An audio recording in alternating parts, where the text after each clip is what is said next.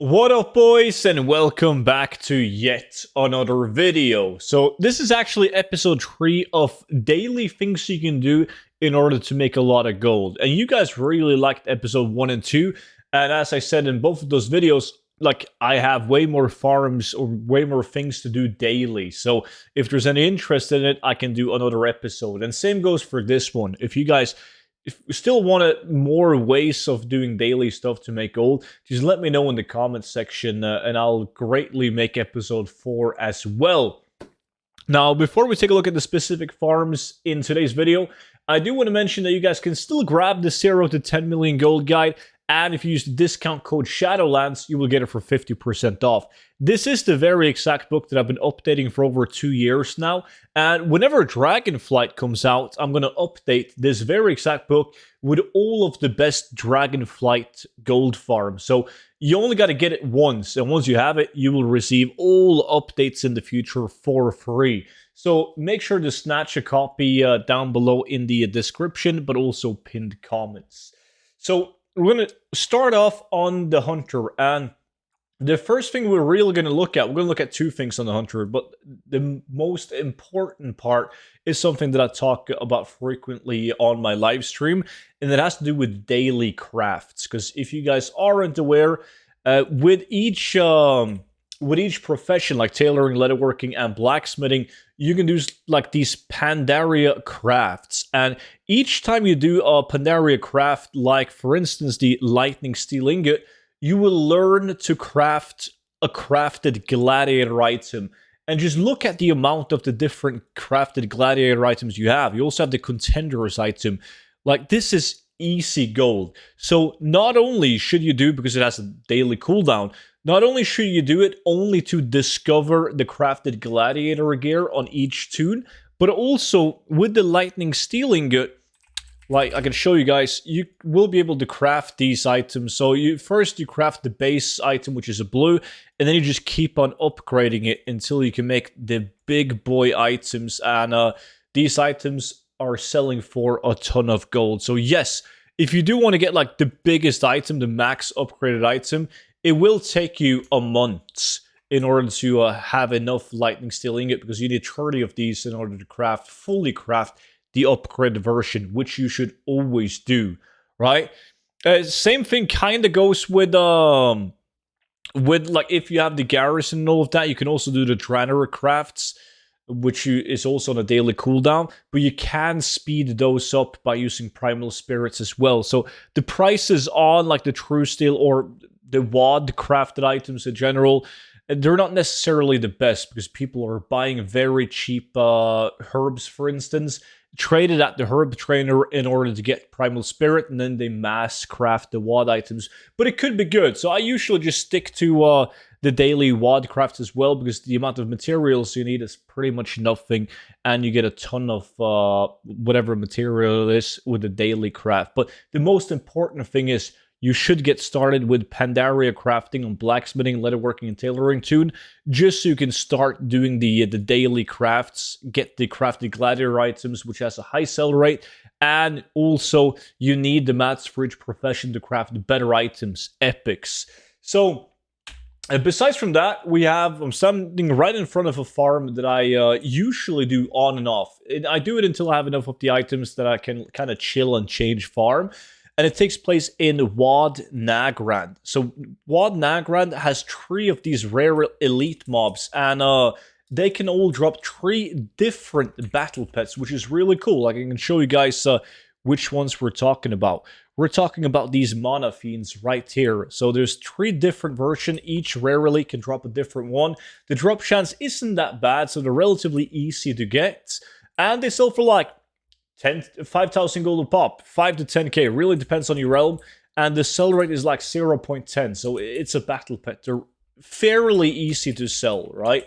It's easier selling these battle pets than it is selling most transmog items, for instance. So I would definitely advise you guys to just camp a shitty out, like anything that's above level 40, obviously, so you have no problem killing these elites. And just build up like 5, 10 of each battle pet, which is done in a shorter amount of time than you'd think. Right now, I just killed all of them, got no battle pet. That happens. but sometimes you kill one of each and you get all 3 different battle pets. It's just super easy gold to get. Like, it takes you like 20 seconds to kill them all, right? Next one, we're going to stay in a WOD on this one, because obviously the same thing goes with my rogue that has leatherworking, that you should do the panda crafts on your leatherworking toon as well. So on this dude right here, if we go over to, well, he has the Trader craft too, but he has like, if you make the hardened magnificent hide, it's kind of the same thing, and then with scales as well. And hardened magnificent hide is needed to craft epics, and some of these epics are very expensive. You can also speed that up, but you need Spirit of War to speed it up, and that's going to be expensive because look at this. Each Spirit of my realm is almost 700 gold, and you need 2 magnificent hide as well. So that's like 1,000 gold to make 1 hardened magnificent hide. So this one would cost 21,000 gold to craft the belt. Would still be a profit. This one, barely a profit, 4k profit. But most of them are a profit if you actually do that, though. But don't craft the wrong items. Like these legs, I would lose gold crafting it. So all the leggings, besides from these, like just make sure that you aren't losing gold if you are gonna accelerate the crafting on it. So, but it's definitely worth doing solo because it doesn't cost any Spirit of War. And then you have this bad boy right here, Demidos. He is located in Shadowmoon Valley at Sukretar's Rise. And this bad boy right here, let's see if we can get it. First kill on this toon. But he drops, you guessed it, a battle pet. Demidos. I think it's like the spawn. There we go. Servant of Demidos. Once again, it's like a 10,000 gold battle pet. Decent sell rate because it is a battle pet. So definitely worth doing, in my opinion. Like these camps is a no-brainer. So if you aren't doing him already, do it. Don't give up once you have one. It's better to have like a bunch of them just stockpiled, so you can eventually move your alts to different locations. And you don't have to do it every single day once you sell it in attempts of getting another one. Now, the next thing that I want to talk to you guys about is it's a daily thing. You can do it as many times as you want to every single day, but you can't constantly farm it. And it takes place right here in Sangamarsh.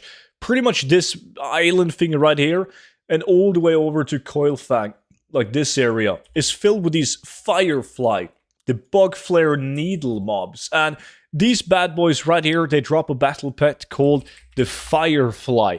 So you have the captured Firefly and the Firefly. They're pretty much the same battle pet, but when you actually obtain the battle pet, it's gonna be the captured Firefly. Now, this is gonna sound stupid as hell, but you should sell it as both captured Firefly and Firefly. The only difference is, when you obtain the captured Firefly from the drop, you click on it, it gets added to your pet journal, and you then have to right-click and like put in the cage, right? But for some messed up reason, people tend to buy the more expensive one, like the capture one, rather than the recaged one. So get one of each at least. Now, the reason why this is more like a daily thing to me is because the mobs, they don't hyper spawn. So back in the days, we would do this with like a realm jumping add-on, because back in the days, you could jump realm just by getting invited by anyone who played in a different realm, and it would face them over to their realm. Now Blizzard changed that though, so in order to face over to a different realm with new mobs being up, you need to be invited or join someone's group that is in the same zone as you in order to face in. So what I typically do is I just log on to a toon that's camped at these guys every now and then. It can even be a couple times a day. I kill all of the mobs, hoping for a Firefly. Once I've cleared out the entire area with the mobs, I just log off. And then I come back at a later time, or maybe the next day, and eventually you'll get the Firefly. And you guys can see the price on the Firefly. Because it is kinda a hassle to farm, the only other way of getting it is buying it from the black market auction house, which a lot of people do. They snatch it for cheap, like 10, 20k, and they just sell it for a profit. But that is it. It's either killing these guys whenever they're up, or buying it on the black market auction house. So I think it's a great thing to do a couple of times of the day, depending on how much time you have to actually play the game. But another great thing that you guys should definitely consider doing daily. But that was it for today's episode of Daily Things That Can Make You Gold. So, as I said, subscribe to the YouTube channel if you want to stay on top of the latest gold farms, because you definitely want to stay ahead of the curve when the gold farms drop on the channel, so you're not behind when everyone has already done it before you and prices have crashed. But that's it for today's video. So, guys, thank you all so much for watching, and I will see all of you guys back in at tomorrow's video. But until then, have a good one. Bye-bye.